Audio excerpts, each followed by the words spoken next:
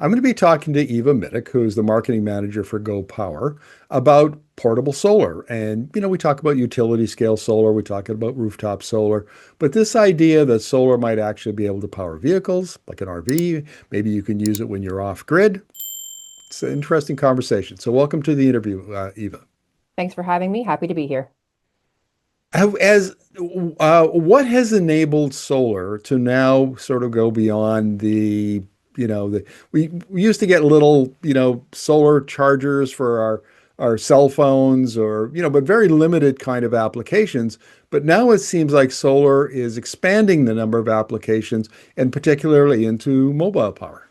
It's true. The technology really started to kind of come into the portable play around the mid 90s.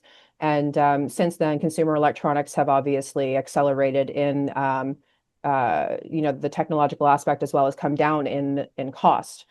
Solar is no different. So the panels themselves are far cheaper to manufacture. The technology is better, and that has led itself into adoption in many different markets, including RV, marine, use on ATVs, UTVs, and even backup for home garages and small and tiny homes. Well, isn't that interesting? The panels include thin film solar because I understand, it's very thin, it's very flexible, very inexpensive. Is that produce enough power to be useful for mobile applications? So that's a common misconception, actually, because there are different types of solar cells that are manufactured. The ones that you see primarily on, grid-tied homes and those types of things, those are monocrystalline solar cells. So they're kind of like a piece of oak. The cheaper ones that are manufactured are called polycrystalline, and they're more like a piece of press board. And then the thin film ones that you're talking about is kind of like a piece of Bristol board that you don't really want to use for much of anything for too long. So those three different types of solar cells have specific applications that they're great for. And the thin film solar cells that you were just mentioning, you're right, they don't generate a whole ton of power, but they do have their place. Like you were mentioning, the little solar battery packs, even lawn lights and those types of things, they do have their place. Generally, when you're speaking about off-grid solar for the applications that I previously mentioned, the monocrystalline solar cells are definitely the better choice. I'm very curious to know if a solar can provide enough power to charge a battery for something like an RV. Can it do that? Absolutely, yeah. At the end of the day, the backbone of any power system is the battery itself. So as long as you have enough battery power to support the power being generated by a solar panel, the panel can definitely provide enough power to support the living quarters of an RV, not so much the drivetrain component of the RV. So there are two different battery banks in a recreational vehicle, one obviously being the starting battery, the other being the battery that drives the living quarters, the water pumps, the furnace fans, those types of things. And then when you get into power conversion as well, solar can absolutely support those types of applications as well with microwaves and kettles. What, aside from RVs, what other kinds of mobile solar applications are there? One actually application that a lot of people don't think about is delivery vehicles, transport trucks, and those types of things.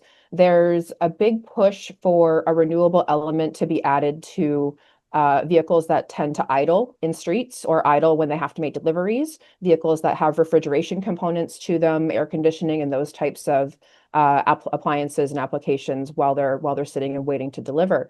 If you're delivering a truckload of fresh fruit to a grocery store, you don't want to have it sitting in the sun, with the sun beating down on it without having solar to keep regenerating the battery that's powering the refrigerator unit.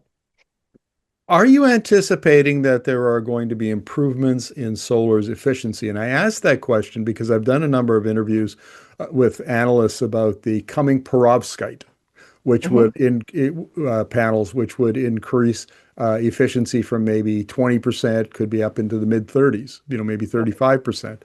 Are you expecting to see those hit the market anytime soon? And hit the market, it's very probable over the next 3 to 5 years. A lot of the time, new technologies have slow adoption rates only because they're a little bit harder to manufacture. So the existing infrastructure that creates the solar cells and produces the solar panels might not be as easy to change over to pull in the new technologies and those types of things. Other things that they usually have to consider at the factory level are environmental considerations, factory runoff with the new types of solar cells. But in terms of efficiency, yeah, efficiency has increased exponentially even since I started working in this industry 10 years ago. When I started, a 200-watt solar panel, a 200-watt solar panel that we have now, which is about, 5 feet tall and 2.5 feet wide, that same form factor was only 130 watts. So it doesn't seem like a very fast progression, but if you look at the technology advancements over, the course of the last 30 years, for example, it definitely has been accelerating over the last five. Now, your company is located in British Columbia, and so you're familiar with the Canadian market. Um, we're a little colder up here, a little cloudier. Are Canadians embracing mobile solar? They are, absolutely, yeah. One of the things that we find, especially with the RV industry, is the lack of available campsites that have power on them where people can actually book.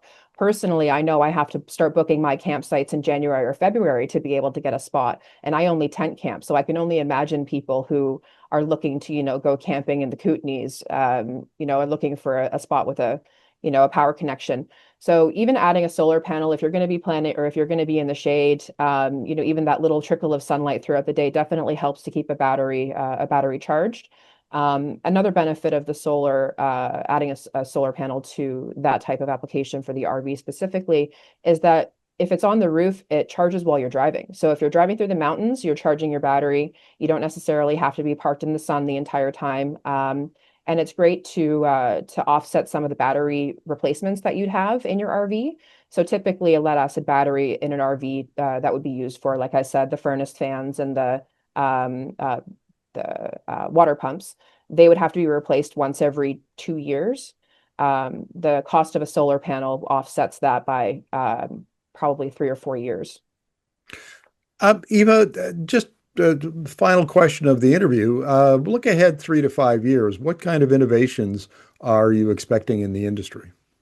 I see a lot of innovations in battery cell technology as well as solar cell technology. You had mentioned the different types of solar cells before, and it's the the research and development component of the solar industry is definitely something that has been accelerating over the last few years. So it's going to get easier to find, easier to install, more powerful and more efficient.